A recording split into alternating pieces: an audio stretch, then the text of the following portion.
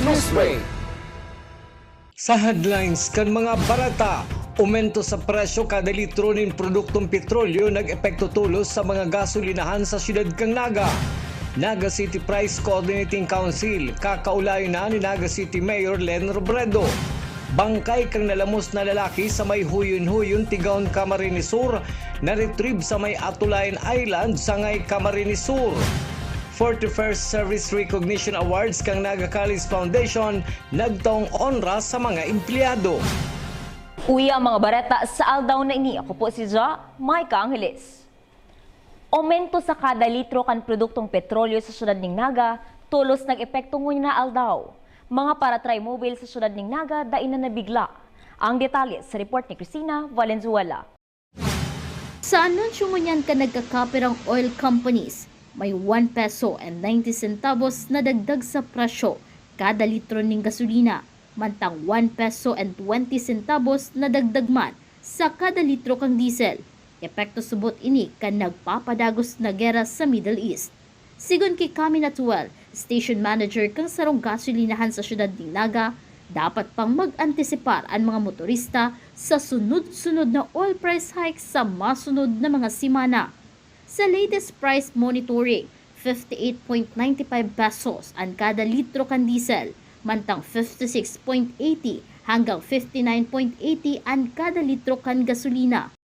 Yung pinaka-latest na price increase ngunyan na Martes is 1.2 sa diesel, then sa all gasoline types 1.9. So aram naman nindo kung taano nag-increase na naman ng fuels dahil sa ongoing na sigalot kang Iran tsaka US. So since the start of the year, January, up to now, may pang pagbaba sa presyo nangyari. So expect na lang, mag-expect pa kita by next week ning much worse na mas halangkaw pang increase kang produkto kang petrolyo, diesel, and gasolina, even kerosene. So mag-ready dapat ang mga may sariling sasakyan.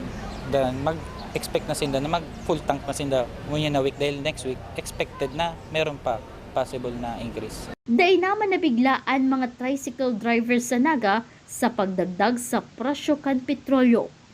Hanggat kaya pa ang presyo kan gasolina, dahil subot sinda mahagad ning dagdag pamasahe. Alagad may pakiulay ang mga ini sa lokal na gobyerno kang Naga. Dahil kami pagparahigpitan, naman kami nagkukuha. Pagparahigpitan kaya kami, bawal dumaan, bawal ligdi. Bawal pa nga ni maglimata. Minsan nag-aadimuhan kami sa lima. Minsan nakakalimaman lang kami dahil sa pila eh. Minsan pag luwas mo dyan, malima kayo, alo yung kayo nagparapila tapos biglang madadakop ka lang dyan. Eh, sayang mambagak kang 15 pesos.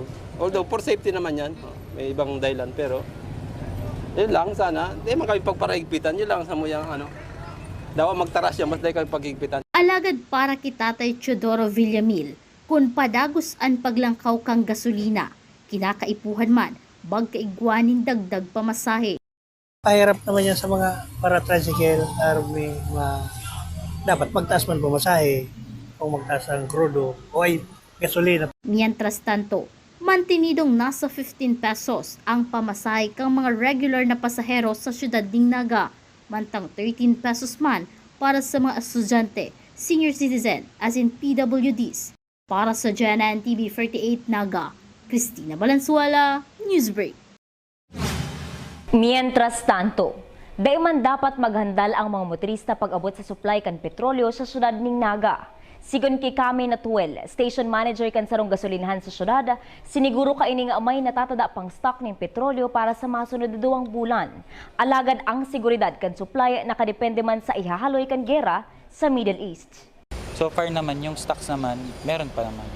Pero depende pa rin yan sa sa nangyayaring komosyon sa ibang bansa. Dito sa atin, sir, paano yun? Dito naman sa atin yan, mag-expect tayo. Talagang tataas talaga yung presyo. So ang pinaka-maapektuhan talaga sa gera sa ibang bansa dahil tayo, number 1 tayo nag-i-import sa ibang bansa. 99% ng mga produkto natin dito sa petrolyo galing sa ibang bansa, mismo sa Middle East. So wala tayong magagawa dyan dahil tayo, umaasa lang tayo sa produkto na galing sa Middle East. Sa iba pang bareta, Naga City Mayor Leni Robredo kakaulayo na ang Naga City Price Coordinating Council para maantisiparan ang mga pagpapalangkaw ng presyo sa mga barakalon na mayong makakanigong tamang basihan. Ang detalye sa report ni Melvin Machado.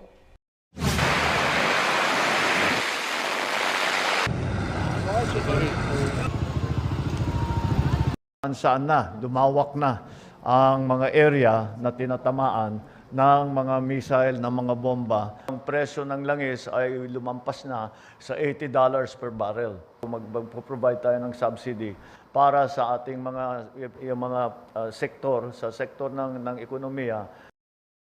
Para maantisiparan ang posibleng pag-apurbisyar ka nagkaparang negosyante na magpalangkaw ng presyo kang sedang produkto asin gibuhon na rason ang kariribukan sa Middle East, plano ni Naga City Mayor Leni Robredo na tripunon asin kaulayon ang mga members kang Naga City Price Coordinating Council.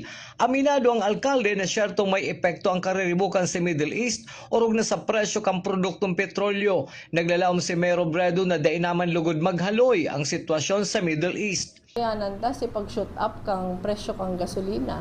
Grabe ang impact kayan sa presyo kang mga barakalon.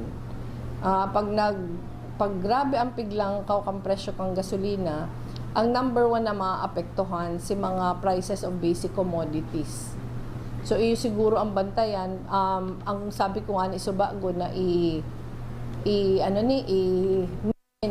si Price Coordinating Council kang Naga para mayong speculation na mangyari na minsan ba kaya nangyayari siya na may pa man nangyayari nanginutan na si pagsasyo.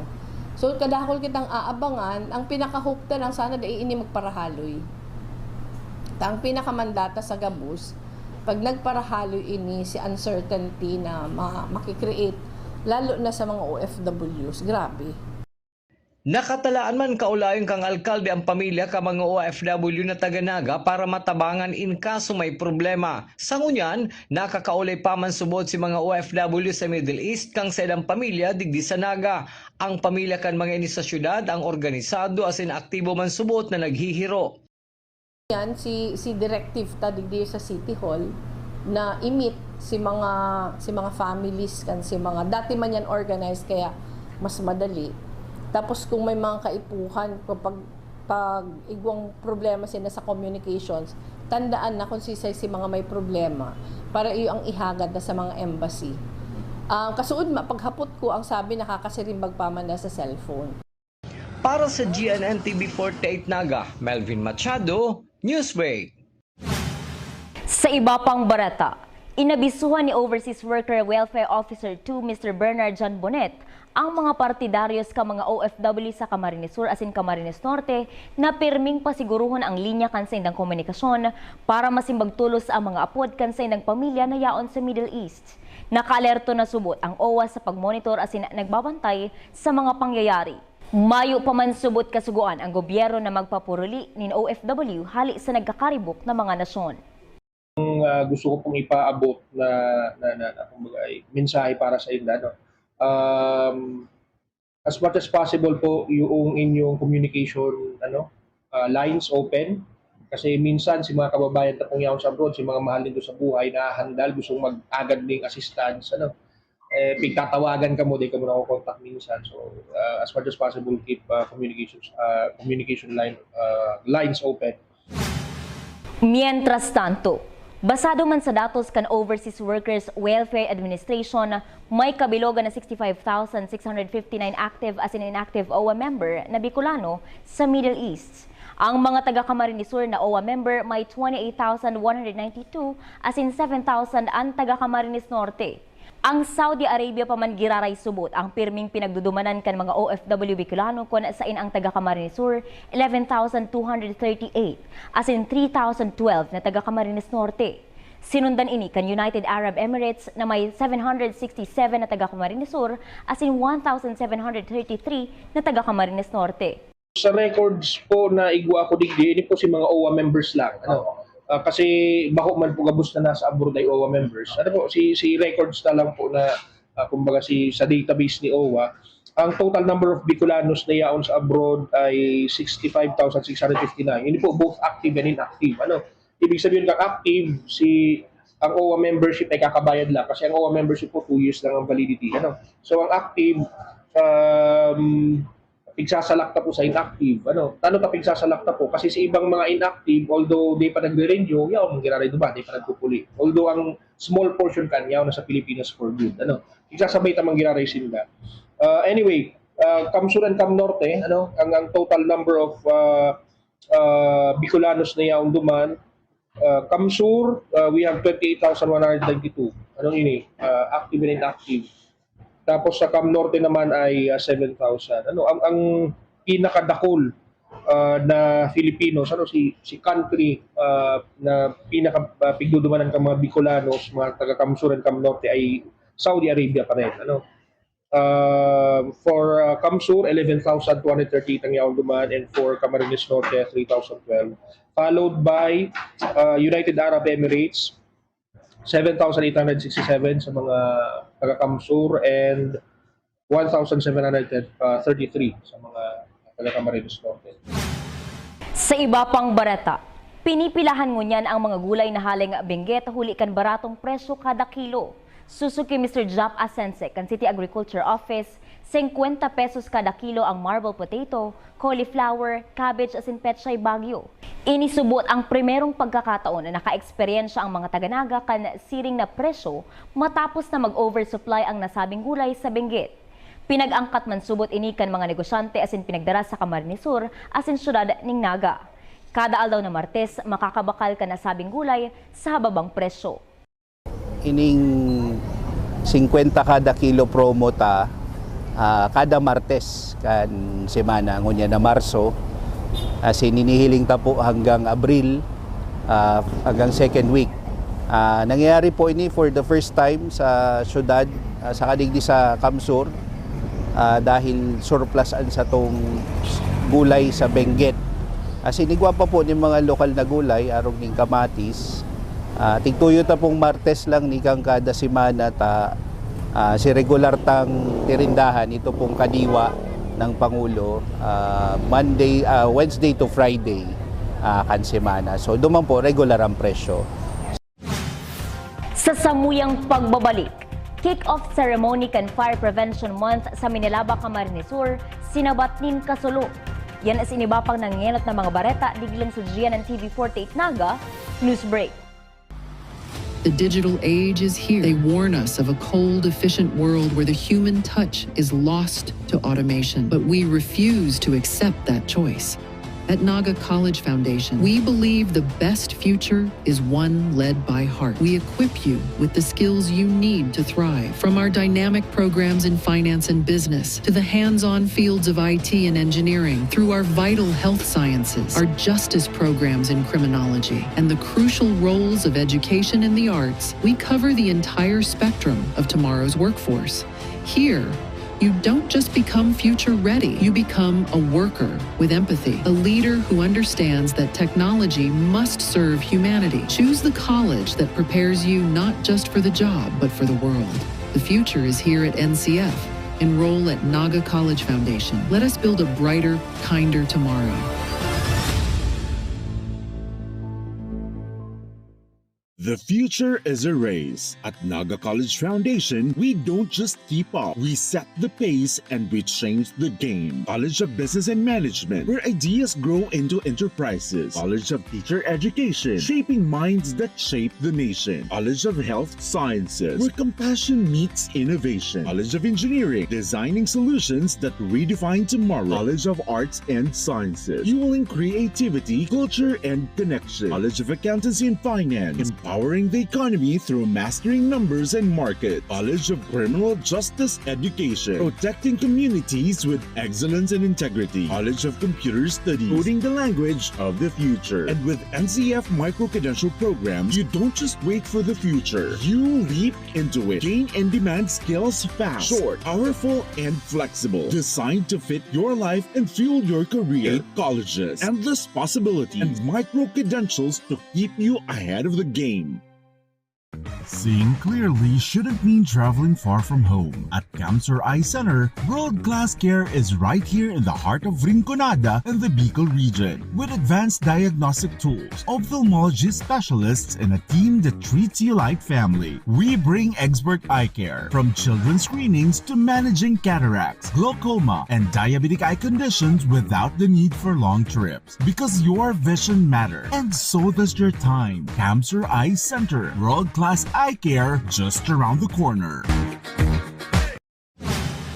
Sa pagpapadagos kan mga bareta, Camarines Sur Police Provincial Office may mga bagong opisyal kan PNP na pinagdestino matapos mabawasan sila ng opisyal huli kan pagkaka-assign kan mga ini sa ibang destino. Ang detalye sa report ni Melvin Machado. Kinumpirmar ni Police Colonel Virgilio Olale Jr., Provincial Director kan PNP Camarines Sur, na may mga bagong downloaded o destinong opisyal ngunyan sa Camarines Sur PNP. Ang ibadigdi hali sa Regional Mobile Force Battalion na ma-assign man subot sa Provincial Mobile Force Company kang Camarines Sur Police Provincial Office. Nagkaroon tayo ng downloading, yung mga galing mobile forces, binaba na sa atin dito. So, they are also projected na mapunta sa mobile force, Provincial Mobile Force, since galing sila sa Regional Mobile Force Battalion. May mga opisyal man kang PNP na dating nakadestino sa Naga City Police Office na ngunyan pinag-assign na sa Camarines Sur Police Provincial Office. Nahiling subot kang PNP Bicol na kulang na ang mga may ranggong Police Lieutenant Colonel sa Camarines Sur PNP matapos na ma-assign ang mga ini sa ibang lugar.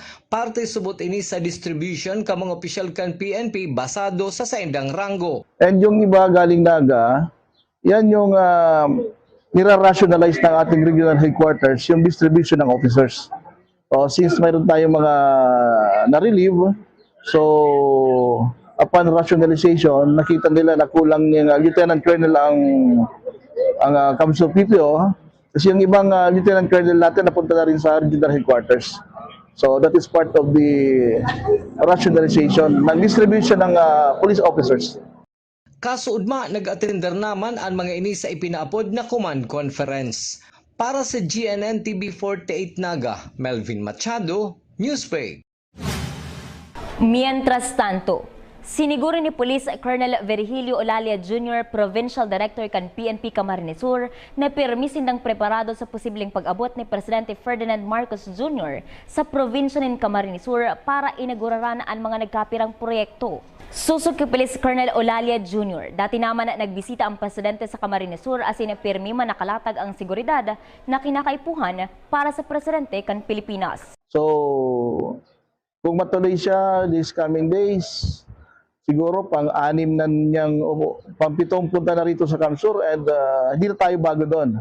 So, in place ng ating security plan and antay na lang tayo na magkaroon ng final schedule.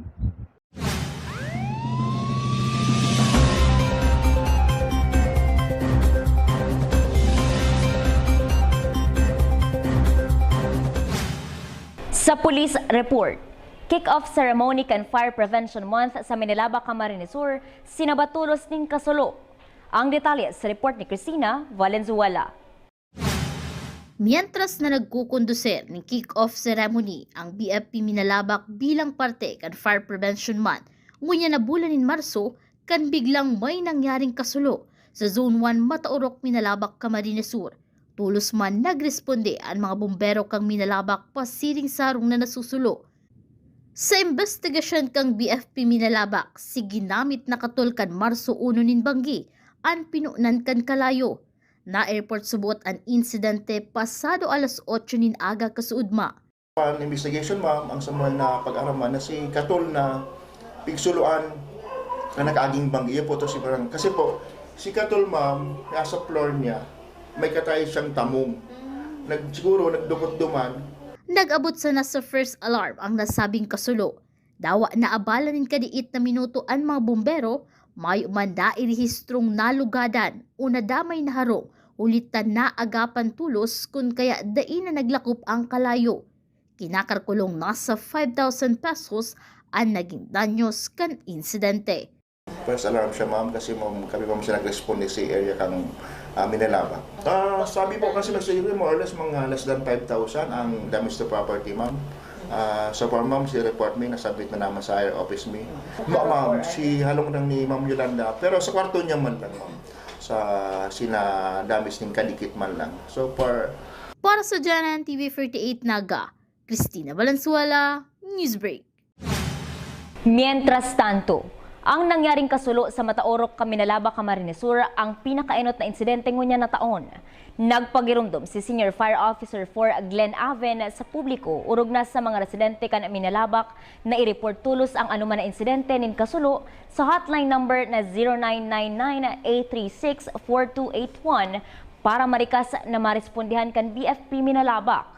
Dagdag pa kaini, kung mapapwede, diretso na subuot sa BFP asin da iniayagi sa PNP o MDRRMO para malikayan ang anuman na delay sa pagresponde. Ini-enganyar man ni Senior Fire Officer 4 Aven ang publiko na mag-invest o magkaigwan in fire extinguisher sa indang mga harong. Inisubuot ang pinakamarikas na katabang sa pagsigbo kan kalayo para dain na maglakop mientras na may upang naabot sa lugar na mga bombero. mas magayon po kung arog kayan. Ito po kayang sulo na to, naapunto kay PNP. Bali, may number man po kami sa mga kapitan. Ipingi sana po may kasulo kung para mas mabilis ang response ni Bureau of Fire, bako lang po sa Minalabak. Siguro po, apera kang ibang mga agency, ako din magyari ang Bureau of Fire na local. Like sa Muya, ang 0999-836-4281, ma'am. Kasi ma'am, pag maagi ka kay MDR, PNP, medyo may time delay magyari yan. Unless otherwise, ipukol na sa Muya, ang response kayo, ma'am, siguro mas mapapadali. Gusto naman fire extinguisher. Well, yun po, ang fire ex po, daranya gabos, maski anong man na klaseng, kaya pong ampaton, korente, gasolina, gasol. Pero po, ang tubig po, o bye-bye, pwede na yan. Para silang may panginapon na first aid para fighting na piling gamiton para maapula pang sulo. Kasi po, ang bombero po, ma-responde kami dyan upon knowing po na maamang kayong bombero na yun sa sulo. Kaya upon knowing sa response time, medyo maabala pang kanikit kasi ma-travel pa. Unless otherwise, si bombero nasa area na yan, makapadali. Kaya po, ang pangapo nila po sa mga nasa barangay o sa mga nakaka-ako yan, mag-upload muna sa Bureau of Fire bago po mag-video or call muna. Sa kasumpay na bareta, nakalatag na ang mga aktibidad na gigibuhon kan BFP Minalabak ngunya na bulan ni Marso bilang pag-obserbar kan Fire Prevention Month. Pagkatapos kan kick-off ceremony kasuodma, papakusugon ang relasyon kan BFP sa komunidad sa paagi kan Community Relation Week na gigibuhon sa masunod na semana. Mapartisipar digdi ang mga estudyante kan Minalabak High School para sa manimbay-ibang contest na pinag-organisar kan BFP. Apwera kaini, magkakaigwamanin fun run sa Barangay Antipolo, Minalabak, tree planting as in Zumba dance para sa mga kababaihan. Naglalaom ang BFP Minalabak na sa paagi kan mga aktibidad na ini, maging fire-free ang bilog na banwaan asin mas lalong maging responsable ang mga residente. Ma'am, nag-kick off na kami. Wherein po after katong flag racing, naglibot kami sa iba-ibang lugar sa Minalabak. Sa next week na ma'am, ikaw ginapon na Congress Community Relation Week wherein po si mga aki kang high school sa Minalabak. Mahindi po sa mga opisina para po sinda maglaban-laban sa drawing contest, spoken poetry, digital animation, parang ganoon po mo. Tapos siyan po gigibuman ni Bureau of Fire sa next week. Pero po sa March 6 po, ikaw kami inapod na pandran sa Antipolo, madawang kami sa Antipolo, Batamang sa Inda. Sa March 12 naman po is in Segme, First Quarter National Simultaneous Earthquake Drill kang Minalabak. In coordination mo kay Menro, kay Sir Nagreg, may tree planting activities si Minalabak para sa Fire Prevention Month. Saka po may pasumba kami sa Minalabak para sa mga kababaihan in support mo sa inanapod na Women's Month celebration kang kabaihan po sa Fire Protection Month. Ang Minalabak po is gulpi kami activity mo niya na sana po mangyari gabos para po maging aware ang mga tao na si Bureau of Fire po. Kami katabang nila sa pag-apula asin po pag-abot sa peacekeeping kang kabos na kasulo sa lugar. Kami po na nangarap na ang Minalabak maging fire-free sa kasulo. Sa iba pang barata, sa ikutulong aldaw kan search and retrieval operation, nakuha na ang bangkay kan biktimang si alias Roldan, 33 years old, construction worker na taga Mexico, Pampanga. nagluksusubot ang biktima sa may parte kan dagat sa Huyon-Huyon, Tigaon, Camarines Sur. Ngunya na aldaw, nahiling kan mga parasira ang bangkay kan biktima sa parte kan Atulayan Island, Sangay, Camarines Sur. Duwang aldaw nagkondisirin paghahanap ang mga otoridad hali sa LGU kan San Jose, Sangay, Lagunoy, kaibahan ang Grifon, Philippine Coast Guard, PNP Maritime Group, PNP Tigaon Special Operation Unit, asin Barangay Local Government Unit kan Huyon-Huyon. Mga empleyado kan Naga College Foundation nakaresibinin pag-umaw sa pinagibong 41st Recognition Awards. Ang detalye sa report ni Campus Correspondent Dylan Talagtag. Ang pigkondisir na 41st Service Recognition Awards, parte kan pagselebrar kan Naga College Foundation 79th Foundation Anniversary. Ini sarong paaginin pagbisto sa mga empleyado na padagos nagtataukan sa indang buhay asin dedikasyon sa pagserbis sa institusyon.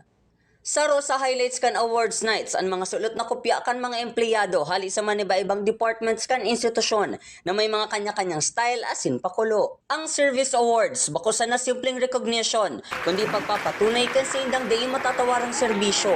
Saro na digdi ang retirees awardee na si Ma'am Gemma Foronda hali sa Presidential Affairs Office na di man nagduwa-duwang itao ang gabos na effort sa iyang propesyon asin sa pagserbis sa NCF. Sigun sa iya, ini sarong fulfillment na magampanan ang sa iyang trabaho na panunin mga adal. So nakatatlo na akong president. They have different management style, and with Sir Mario, ito ang tinanong ako noon before after ng several days when Sir Mario started as a president. Sabi ko, digdi niya ako nag-ikot ang lubot ko talaga 24 oras. Because of the pressure, because of the challenges every day in our life. So, this was a great fulfillment also kasi I was exposed to many conditions, many work, different areas of work. Thank you because NCF have not only served as my bread and butter, but it has also taught me many things in life. Bako lang sa pag-edukar, kundi sa community work, sa management level, and sa pag-deal with different people, different institutions. Nagtaumanin mensahinin pasasalamat si Senior Vice President Attorney Carlo Villanueva Jr. sa mga awardees as in employees na di nagsasawang magtaunin magayon na ambag sa institusyon. So, sa ating mga employees na mga nabigyan ng award, the Commendation Awards, and also the Service Loyalty Award, for 15, 20, 25 years. Maraming salamat sa inyong lahat. Without you, hindi mararating ng school yung ating 79th anniversary, foundation anniversary today. And for all employees, continue your good work. Para sa GNN TV 48 Naga, Dylan Talagtag, Newsbreak. Iyan ang mga bidang baretang nakalap kan mas pinakusog na puwersa kan GNN TV 48 Naga News and Bico Affairs. Daing malingon na i-follow ang saming official Facebook page, GNN TV 48 Naga. Padagos kaming mahatod ng mga baretang garantisadong nanginyanot as sinapapanahon. I-hit ang subscribe button sa aming official YouTube channel, GNN TV 48 Naga. Para update kita sa mga bareta as ang istoryang Bidaan Bicolano. Ako po si Ja, Mike Angeles, as ini ang GNN TV 48 Naga Newsbreak. Tanga diri ko nababay na GNN TV 48 Naga. Kalma! Lumipat lang ang GNN TV 48 Naga sa channel 48.1. What? Direk, ang simple lang ng solusyon dyan. Kunin ang remote, pumunta sa menu Setup o Settings, at hanapin at pindutin ang scan at hintayin. Then, boom! Balik na si GNN sa Channel 48 mo. Para sa mga balitang nanguna at napapanahon, at sa mga programang swak sa panlasa mo. Tutok lang sa GNN TV 48 Naga, Bida ang Bicolano.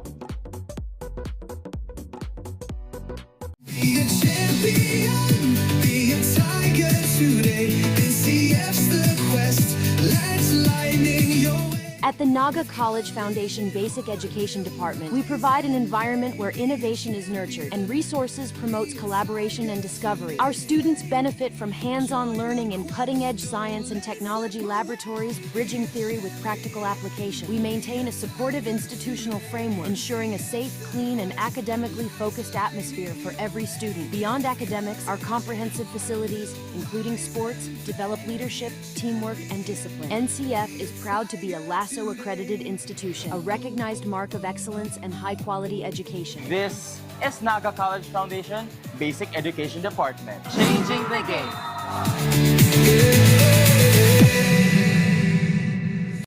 Ano nga ba ang go bag?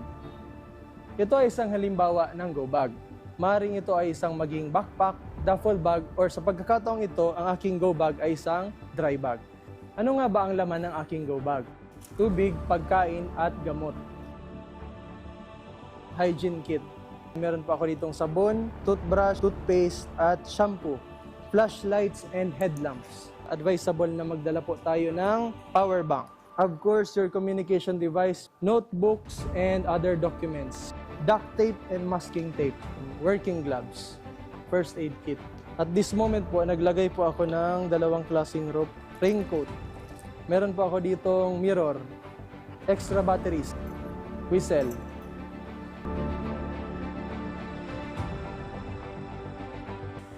Ang layunin ng Bureau of Fire Protection ay ligtas na buhay at ari-arian. Sa muli po, ako ay si Fire Officer Juan Baquero from Bureau of Fire Protection, Naga City Fire Station na nagpapaalala, laging maging handa para ligtas sa sakuna. At NCF, we're all about that holistic grind. Hands-on training, real-world experience, and affordable education that gets you industry-ready. Shoot to edit, dito from concept to screenwriting. From shooting to editing to actual broadcasting, NCF was the first and the only school that has its own operational television and radio stations. No boring stuff, just real skills for the real world. Jika na ba? Tiger today.